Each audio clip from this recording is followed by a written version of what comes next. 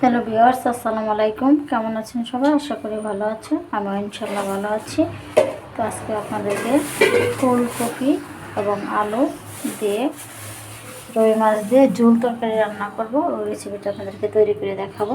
তো এটার মধ্যে আমি এখন উপকরণগুলো দিয়ে দিচ্ছি মশলা সবজির উপরে, কারণ আমি এটা সবজি দিয়ে কষাতে পারবো এই জন্য। তো যখন মরিচের ফাঁকি দিয়ে দিলাম, মরিচের ফাঁকি, এখন এই যে ধনিয়ার ফাঁকি দিয়ে দিলাম, তারপরে হচ্ছে হলুদের ফাঁকি। এই যে তরকারির পরিমাণ অনুসারে মশলা দিতে হবে। বেশি তরকারি হলে বেশি মশলা, কম তরকারি হলে কম মশলা। এই যে এখন আমি লবণটা দিয়ে দিলাম। তো মানে এটা উপকরণগুলো হচ্ছে, মশলাগুলো হচ্ছে, এটা হচ্ছে ইয়ার উপরে, সবজির উপরে, যে পরিমাণে সবজি সেই পরিমাণের মশলা দিতে হবে। তাই এখন আমি এটা বসাই দেবো চুলাতে। এখন পেস্ট কুচি পানিতে ওই যে তেলে দিয়ে দিলাম পেস্ট কুচিটা। এটা আমি এখন সবজিটা কিন্তু ইয়াতেই কষাইতে পারবো, পেস্টটা করে কিন্তু সবজি কষাইতে হয় না, মশলা কষাইতে হয় না। সবজির উপরে বেশি সবজিটা যেহেতু কষাবো, এই জন্য পেস্টটা হালকা একটু আসলেও আমি এটা দিয়ে দেবো, মাছটা দিয়ে দেবো। ঝোল তরকারি আসলে রান্না খুব ভালো। ঝোল তরকারি খাইলে কিন্তু অনেক ভালো, কিন্তু আমি আসলে বেশিরভাগ ঝোল তরকারি খাইতেই পারি না। ম্যাক্সিমাম আমি বেশি করে খাইতে পারি না ঝোল তরকারি। সবার সাথে একবেলা যদি খাই, না হলে বেশিরভাগ না করি। তখন আমি ওই যে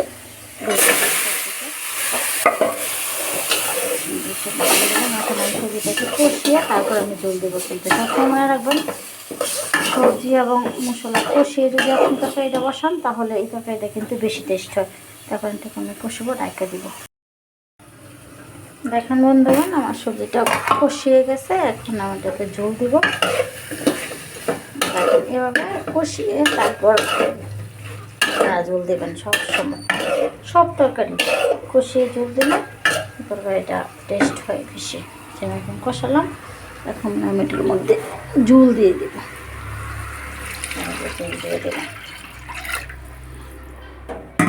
একটু ঝোল ঝোলে রান্না করবো, এই জন্য একটু ঝোল দিয়ে দিলাম। এখন আমি এটাকে ডেকে দেব।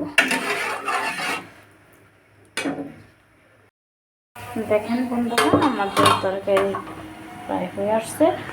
এখন এটার মধ্যে আমি মাছ দিয়ে দেবো। যে মাছগুলো এক করে দিয়ে দিলাম, সবজি দিয়ে দিলাম।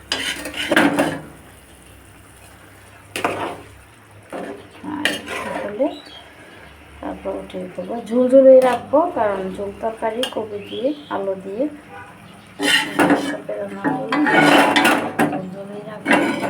আর একটু হলে উঠিয়ে ফেলবো। তো এখন আমি আবার ডেকে দিই, যেহেতু মাছটা অ্যাড করলাম, তো সেটা ডেকে দিই।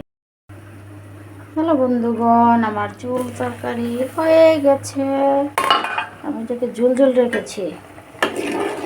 এই যে তরকারি হয়ে গেছে, রুই মাছের ঝোল কপি দিয়ে। তো আসলে ঝোলটা ভালোই হবে, রঙটা সুন্দর হয়েছে। একটু লবণ দেখলাম, লবণের পরিমাণটা একটু লাগবে। আমার তরকারিটা হয়ে গেছে। আমি একটু কাঁচামরিচ দিয়ে দিই, শেষ মুহূর্তে একটু কাঁচামরিচ দিয়ে দিলাম, দুইটা।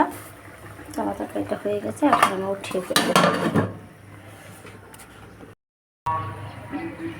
হ্যালো, আমার তরকারিটা হয়ে গেছে বন্ধুগণ। সবাই দেখেন তরকারিটা কি সুন্দর হয়েছে।